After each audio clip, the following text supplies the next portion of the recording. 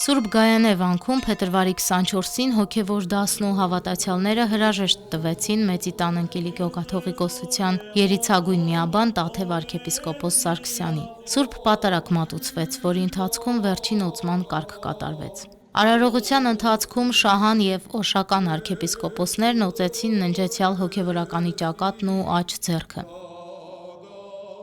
Հայ եկեղեցում վերջին օծման կարգ կատարվում է միայն օծյալ հոգևորականների համար։ Ավագ հոգևոր եղբորը հրաժեշտ տալու էր եկել նաև տնային կալանքում գտնվող Շիրակի թեմի առաջնորդ Միքայել arczepiskopos Աջապահյանը։ Նրան Գյումրիից ոստիկանական խումբ էր ուղեկցում։ Մեծի տան Ընկիլիկիո կաթողիկոսության երիցագույն միաբաններից էր Տաթև Սրբազանը։ Նա վախճանվել է երկարատև հիվանդությունից հետո։ Ճիշտ է, ծնավ Մեծի տան Ընկիլիկիո կաթողիկոսության մեջ ծառայությունը անսագարկ կերպով կատարեց ամենանայած կաթողիկոսության եւ Մեծի տան Ընկիլիկիո կաթողիկոսության մեջ։ Հաջորդական հայրապետներում իր հարի ներկայությամբ, իր քաղցր ներկայությամբ եւ մանավանդ իր երկրորդ հատկանիշով մարդասիրությամբ ապրեցավ։ Սրբազանը եպիսկոպոսական ձեռնադրություն եւ օծում է ստացել 1974 թվականին Մեծի տան Ընկիլիկիո խորեն առաջին կաթողիկոսի ձեռամբ։ Վաստակաշատ arczepiskopos-ը կյանքի մեծ մասը ծառայել է Մեծի տան Ընկիլիկիո կաթողիկոսության իշխանության ներքո, զբաղեցնելով մանկավարժական, վարչական եւ առաջնորդական տարբեր պաշտոններ։ 1995 թվականին Սրբազանը տեղափոխվել է Հայաստան եւ կյանքի վերջին 3 տասնամյակն ապրել Մայրաթոռում։ Սրբազան հայրը հովվական աստվածաբանություն եւ բարոյագիտություն է դասավանդել Գևորգյան հոգևոր ճեմարանում, ապագա հոգևորականների մի քանի սերնդի փոխանցելով ոչ միայն տեսական գիտելիք, այլև հոգևոր կյանքի մեծ փորձառություն։ Լուսահոգի Սրբազանին ջերմությամբ ու սիրով են հիշում նրա ուսանողները։ Պահանջկոտ էր, բայց միշտ նրբանկատ, խստության փոխարեն ընտրում էր բարի խոսքը, ասում են նրա սաները, առանձնակի շեշտելով Սրբազանի խոնարհությունը։ Իր աստվածաբանությունը վերացական գիտելիքների փոխանցում չէր այդ դասավանդումը, այլ կյանքով ապացուցելի, կյանքում կենսագործելի դաս էր։ Եվ ինչ էլ ինքը փոխանցում էր մեզ որպես գիտելիք, ամեն դեպքում այդ ամենը հանգում էր սիրո կյանքին եւ սիրուց բխած խոնարհության կյանքին։ Այս պահին իմ մտքին է գալիս նաեւ ինձ հետ առնչված մեկ ուրիշ դրվագ, երբ մենք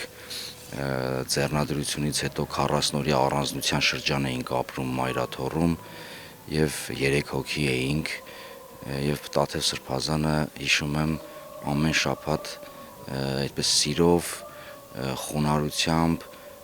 եւ իր նախաձեռնությամբ մեզ համար պահոց կերակուր էր պատրաստում։ Այսինքն բացառիկ խոնարհության օրինակ էր Տաթև Սրբազանը։ Նա մեղմ մարդ էր, իր մեղմ ձայնով, գեղեցիկ ժպիտով միշտ փորձում էր ուսանողներին ոչ միայն գիտելիք փոխանցել, այլ փորձառությունը իր տարիների վաստակի փոխանցելու իր սաներին, որոնք այդ փորձառությամբ իր փոխանցած, իր ջամբած գիտելիքով պիտի մտնեին համայնքներ եւ լինեին լավ հովիվներ, քաջ հովիվներ, զինված գիտելիքով, բարոյական իրենց վարքով ու բարքով։ Սրբազանը այդպիսին էր, մեր հուշերում նա այդպիսին պիտի մնա, մենք այդպես ճանաչել ենք իրեն մեր ողջ ճեմանական տարիներին եւ հետ ճեմանական տարիներին, մշտապես իր բարի կեցվածքով մեր համար ոգեշնչման աղբյուր էր, հոգեորականի կերպար, թե ինչպիսին ճեմանականը կարող է մեծանալ եւ դառնալ հոգեորական։ Տաթև Սրբազանը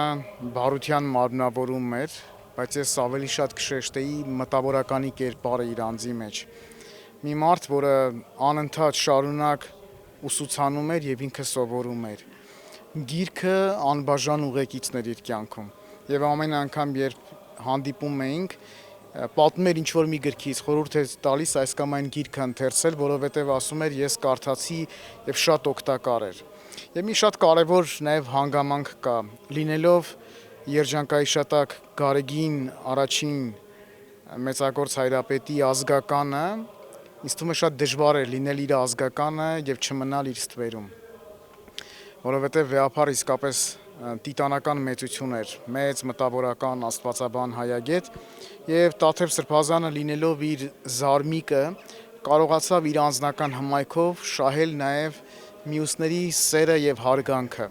Պատարագից եւ վերջին օծման արարողությունից հետո եկեղեցականների թափորն ու հավատացյալները լուսահոգի Սրբազանին ուղեկցեցին դեպի Մայրաթորի միաբանական գերեզմանատուն։ Այստեղ են ամփոփված տարբեր ժամանակաշրջաններում ապրած բարձրաստիճան հոգևորականներ ու միաբաններ, որոնց կյանքն ու ծառայությունը կապված է եղել Մայրաթոր Սուրբ Էջմիածնի հետ։ Հուղարկավորությունը յուրահատուկ ծիսակարգով է կատարվում։ Այս կարգին հատուկ է նաև ննջեցյալ հոգևորականի զգեստավորումը։ Ամենայն հայոց կաթողիկոսի հանդիսապետությամբ հայ եկեղեցու հոգևոր դասն իր խոնարհումը բերեց ու վերջին հրաժեշտը տվեց նվիրյալ հոգևորականին, նրան ճանապարհելով հավիտենական հանգստի կյանքի 85-րդ տարում։ Անուշ Առաքելյան, Գևորգ Ավագյան, Եկեղեցական կյանք։